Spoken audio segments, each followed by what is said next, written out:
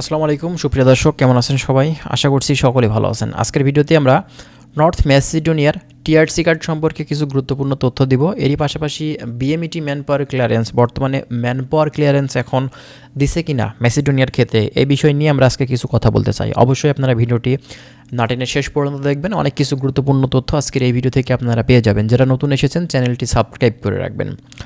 প্রথমত আপনাদেরকে বলি যে নর্থ ম্যাসিডোনিয়া ইউরোপের বলকান কান্ট্রির ভিতরে একটি অন্যতম দেশ।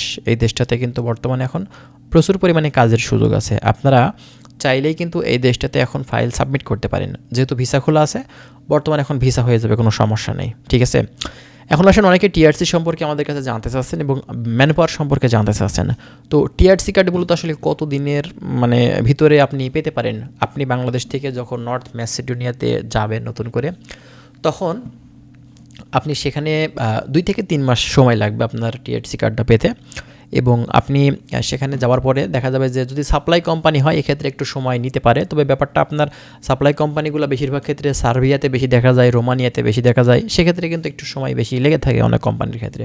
তবে নর্থ ম্যাসিডোনিয়াতেও সাপ্লাই কোম্পানি আছে, তবে সেই পরিমাণে না আপনার সার্বিয়ার মতন, ঠিক আছে। আপনি 2 থেকে 3 মাসের ভিতরে টিআরসি কার্ড পেয়ে যাবেন, কোনো সমস্যা নেই। এখন আসেন আপনি বাংলাদেশ থেকে দেখা যাচ্ছে যে নর্থ ম্যাসিডোনিয়ার আপনি ভিসা পেয়েছেন।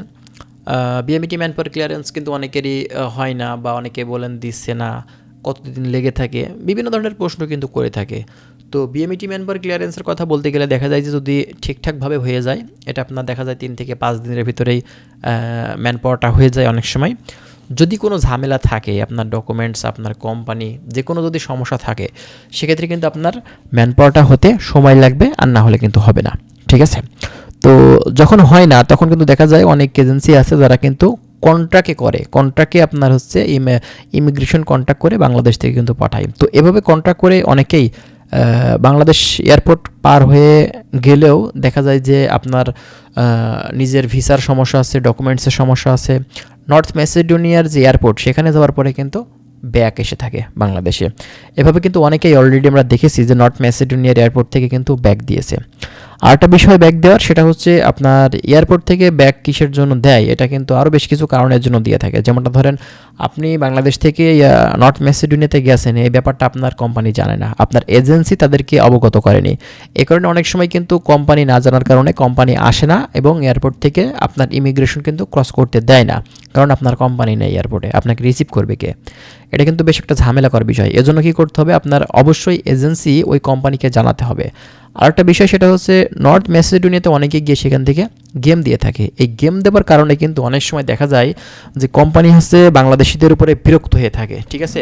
কারণ আপনার বাংলাদেশ থেকে তারা নেয় কাজের জন্য, এখন বাংলাদেশিরা সেখানে গিয়ে গেম দেয়। এই কারণে পরবর্তীতে যে কোম্পানির আসলে যে পারমিটগুলো তারা ইস্যু করে, কর্মীগুলো বাংলাদেশ থেকে দেখা যাচ্ছে যে ভিসা হয়ে ফ্লাইট হয়, পরবর্তীতে ওই কর্মীগুলো তারা কিন্তু রিসিভ করতে যায় না, মানে ক্ষোভে রাগে।